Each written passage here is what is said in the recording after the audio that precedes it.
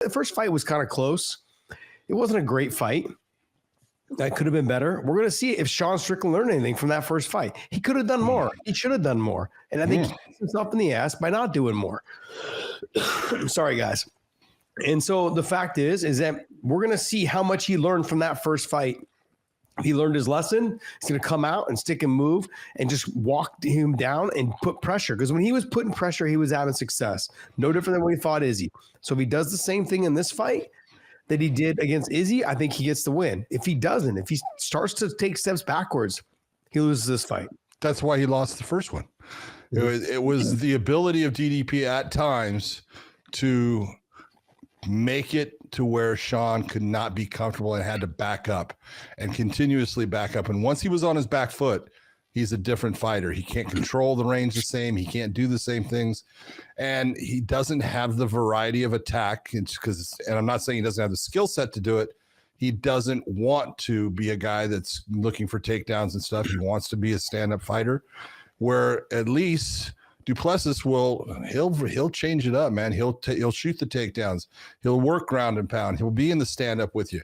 He'll fight everywhere, which makes him a much more difficult person to deal with. I always say, look, whatever someone is going to be basically boxing centric, yeah, they could be good at boxing, but they've made it easier on you as far as you know exactly what they're going to do. And there's not going to be surprises, and it's not going to be that you have to worry about him shooting for takedowns and having to have yourself, ready, your hands in certain places. You don't have to worry about it, where Sean does have to worry about it with DDP. So I look at it the same way as you. I think this is a fight that Sean could win if he's able to put DDP on his back foot, back him up, and continuously back him up. And at least if he's not backing him up, do not give ground. He's got to be able to stand his ground, in the middle of that octagon or wherever he wants to, but you cannot back up. You can't be on your back foot. You cannot be circling out. You have to be in a position where you are making him feel uncomfortable in the fight. And that's the way for Sean to win the fight. If Sean can't do that, and that's where he made the mistake, or he was unable to, make it to where he could control the center of that cage and put the pressure on DDP. If it's the same story, you're going to get the same outcome. Sean did a lot of damage to DDP in the first fight. If you go back and look, his face was lit up. Mm-hmm. He put a lot of shots on him, which shows you, hey, man, Du Plessis can take shots. He's tough. And the big difference in this one, if you're looking at it, for the most part, Sean is not a real knockout fighter. He's a volume fighter. He doesn't have that one punch power to knock people out. He can hurt you, but he's not going to put you unconscious with the one shot. He's a volume guy that's got to hit you multiple times to put you in that position where, the one thing you've seen out of Du Plessis, he's a finisher. Out of all of his fights, he's got 24 fights, I want to say. He's got finishes in all of them except, I believe, 2 decisions, and one being against Strickland. I agree with everything you're saying. He cannot afford to step backwards, and he had success in the first fight in spurts. It was almost like he got hit with a couple things, and all of a sudden it was like, wow, he hits harder than I thought, and it's coming from weird angles, and the herky jerkiness of him. Yep. And everyone that has fought him said he's got a different kind of strength. Almost like clubbing forward, with punches. And then just when he grabs you, it's like just that weight you really can't get off of you. It's very unorthodox in how his approach is. You ever seen like when guys are just fall, like one time when you took me down to the cage, you just kind of fell forward. Is that what it was? Underneath. And that's exactly what happened here.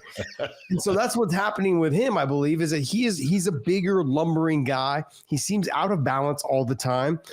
But he's making progress and moving forward. He's always trying to push the fight forward, and he's dangerous. Yeah. So and no matter how tired he looks, he could look freaking exhausted. Yep. But he keeps pushing. Yep. He keeps pushing forward, and when you think he's exhausted and he can't get through, I mean, you go back to his Darren Till fight, I think is what it was, right? He looked horrible in that first round, I believe, right? He put it on Till in that first round. He freaking put on some damage and then freaking was exhausted. You're right. That's right. And then, it worked his way through it. And then, looked like Till was coming back. And then, boom, he comes back again. look, he's got a gas tank. He's in shape. Yeah, he's a dog when it comes to that stuff. So Sean is someone who wants to set the pace, and he wants you to fight at his pace. If you can't fight at his pace, that's where he tries to ramp it up and dictate the pace of the fight even more. Yep.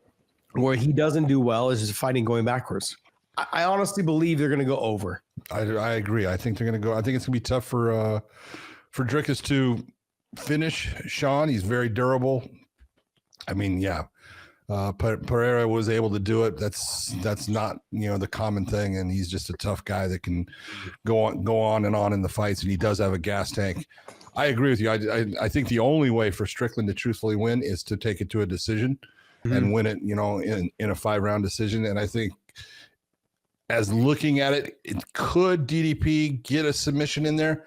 Possible, but I doubt it, honestly, because Sean is not bad on the ground, and he will give up position to get himself back to his feet, which can get him in trouble. But I don't look at Dricus as the guy that's going to catch him in that transition. And so I think either way, it's going to go to the over. Yeah, I would agree with you. Strickland's got he's very like wiggly on the ground, I guess you'd say. Yeah. Somebody who's going to be hard to catch in transition, someone who's not going to really give up that type of position with his back to the fence. He'll find his way to his back to the fence and start trying to scrape you off and working his way up that way. I think that's the way that he's always done it inside the gym. I've seen a lot of his training videos and from past, 24/7s or whatever they do when they do their walkthroughs and stuff and their fight camp stuff videos. You see him, if he is on the ground, he's always near the fence, kind of working his way up slowly and methodically, and he's pretty good at it.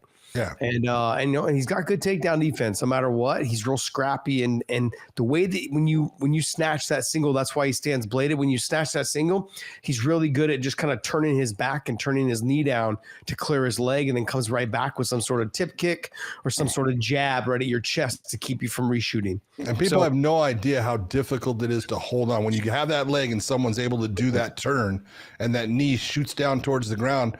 There's no shoe on it like in wrestling to where you can actually have something to grab onto, and the foot just comes out. So it's difficult to hold on to. So you're going to say you're going to take Sean Strickland by decision? I always look and say I do think that DDP is the favorite in the fight, and I would pick him to if it was even odds, I would take DDP. Yeah.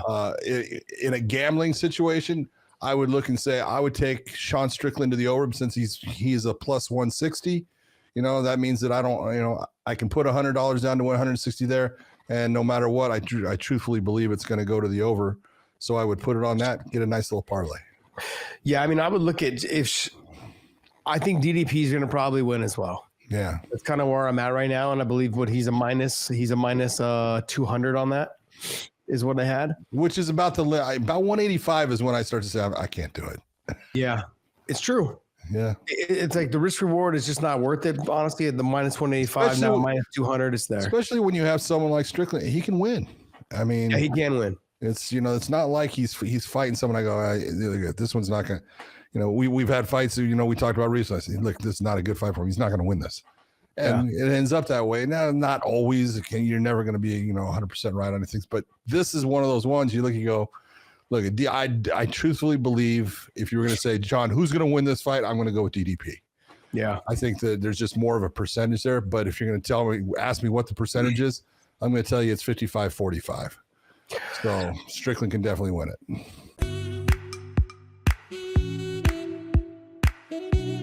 This episode is brought to you by BetUS. Make sure you guys YouTube 150 for the promo code. Also, Element, use the link in the descriptions down below. Any product you buy from there, they will send you a bonus package of product if you use our link down below. Element's amazing, man. I love it.